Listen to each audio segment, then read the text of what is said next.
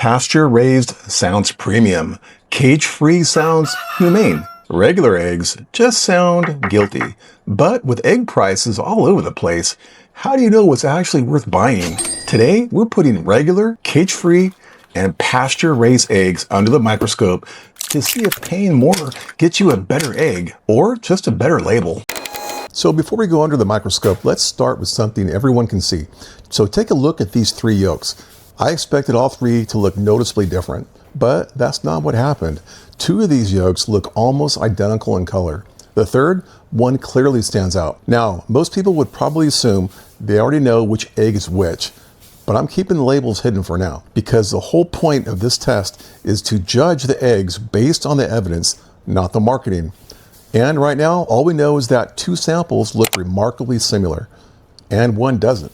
So let's see what happens when we put them under the microscope.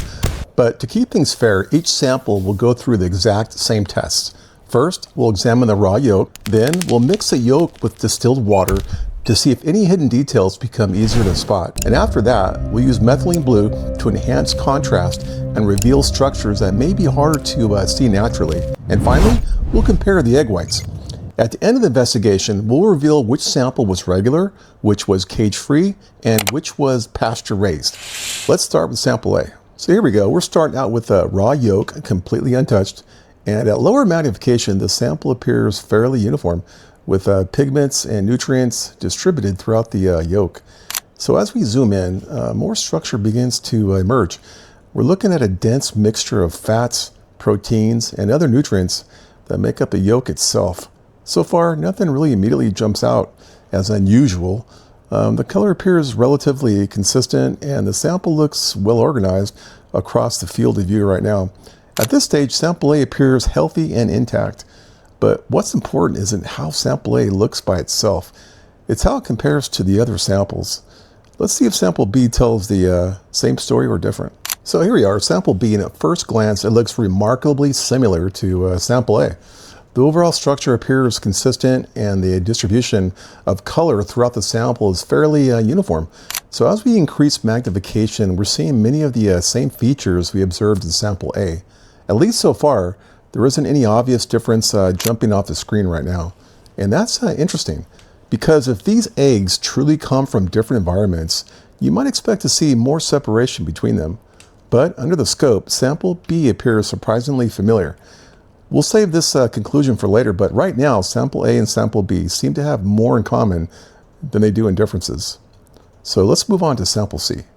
So by now, we've already seen two samples that look surprisingly similar under the magnification. So the question is whether sample C breaks that pattern. So at lower magnification, the overall structure appears familiar.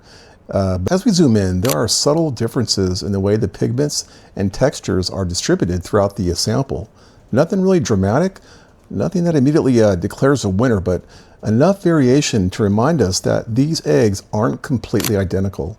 And that's one of the most interesting things we've learned so far. The differences between these eggs may be smaller than most people expect, at least based on the raw yolk alone. But we're not done yet, you guys. Next, we're going to dilute each sample with distilled water and see if any hidden details become easier to spot. Now we're moving on to the distilled water test. Raw yolk is extremely dense, which can make it difficult to see finer details under the scope. So by diluting the sample with distilled water, we're spreading the material out and giving ourselves a clearer look at what's inside. So this is sample A, and right away the sample appears much less crowded than it did in its raw form. Individual structures are easier to distinguish, and the distribution of pigments becomes more visible across the field of view. So at higher magnification, we're starting to get a little bit a better look at how the components of the yolk are organized. And so far, sample A appears fairly consistent throughout the sample. But the real question is whether sample B and C will show the same pattern. This is sample B mixed with distilled water. And just like sample A, the dilution spreads the yolk material out. It's making the texture easier to compare. At lower magnification, sample B again looks fairly similar to what we just saw. The sample appears evenly distributed with no major clumping or separation jumping out at you. So as we move in closer, the structure still looks pretty consistent across the slide. And that's important because so far sample B is not giving us a really dramatic difference from sample A. So the question now is whether sample C will finally break the pattern we got going on here. Open the curtains, and this is sample C mixed with distilled water. And at first glance, the sample follows the same general pattern we've seen so far. The dilution makes the yolk easier to examine. It allows more of the internal structure to become visible under magnification. And as we move closer, there are subtle differences throughout the whole sample, but nothing that dramatically separates it from the others. And that's becoming a theme in this investigation. The differences are there, but they're much smaller than many people would probably expect, at least from the distilled water test alone. So far, none of these samples have delivered a knockout punch, but our next test may reveal details that are harder to see naturally. So let's see what happens when we introduce the methylene blue. So far, the raw yolk and distilled water tests have shown us some differences, but nothing really dramatic.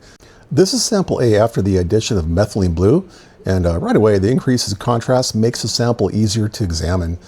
Structures that were harder to distinguish in the earlier tests now appear more defined. As we increase magnification, we're getting a clearer look at how the material is distributed throughout the yolk.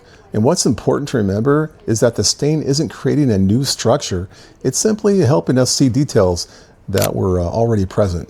So far, sample A appears fairly consistent throughout the sample, but we'll need to compare it to samples B and C before deciding whether any of these differences actually matter.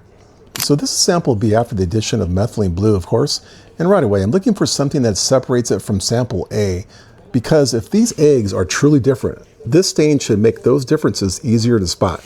And so as we move through the sample, there are definitely small variations in texture and color distribution, but so far nothing that completely changes the story. In fact, if you showed me sample A and sample B side by side without labels, I'm not sure if I could confidently tell them apart. That's surprising, especially considering these eggs are supposed to come from different environments. But we're not done yet. Let's see what sample C has to say. So at this point, we've already seen 2 stain samples, right?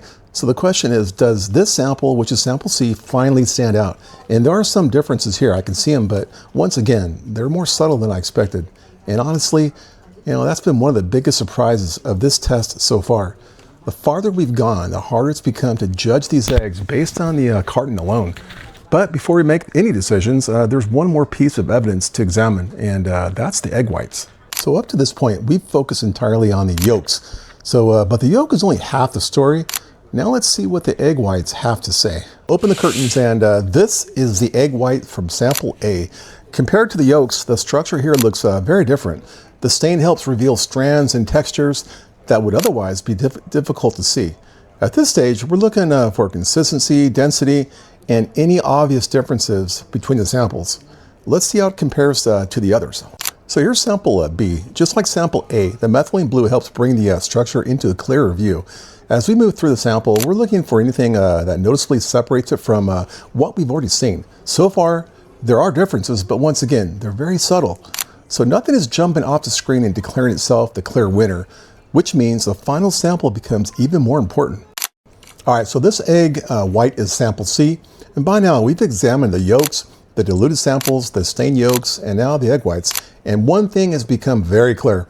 The differences between these eggs are real, but they're also much smaller than most people would probably expect. Some samples stood out in certain areas, and others looked surprisingly similar. It's finally time to reveal which sample was which. So after examining the yolks, the diluted samples, the stained samples, and the egg whites, it's finally time to reveal the identities behind 3 samples. Sample A was Vital Farms pasture-raised organic eggs. This is a whiteboard, you guys. Sample B was market-side organic cage-free eggs. And sample C was great value large white eggs. And honestly, the biggest surprise wasn't which egg was which. It was how similar some of them appeared throughout the investigation. The Vital Farms egg clearly stood out in yolk color, but once we moved under the microscope, the differences often became much more subtle than the labels and price tags might lead you to expect. The market-side cage-free egg and the great value conventional egg looked surprisingly similar in several parts of the test. And that's an important lesson, you guys. Cage-free doesn't really mean pasture-raised. A darker yolk can be a clue about what a chicken ate, but It's not proof of how the chicken was raised. The label tells you something about environment. The yolk tells you something about the diet, and neither one tells the whole story by itself. So, what should you actually buy, you might ask? If you're buying eggs for the deepest yolk color, Vital Farms clearly stood out in the test. And I'm not being paid for this, you guys. If you're buying eggs because animal welfare is important to you, which it is, pasture-raised is generally the strongest option because it provides outdoor pasture access. If you're looking for the best value, Great Value Egg held up surprisingly well throughout the investigation. And if you're buying cage-free because you think it means chickens are spending their days outside in the grass, that's probably the biggest takeaway from this video. Cage-free and pasture-raised are not the same thing. In the end, a microscope didn't reveal one perfect egg. It revealed something more interesting. The label, the yolk color, and the price tag are all telling different parts of the story. And the best egg for you depends on which part of the story matters most. If you want more everyday foods under the microscope before wasting your money on the label, hit subscribe. The egg aisle was just the beginning, you guys. Check it out. This will tell you the truth about Brita. Take care of yourself and others.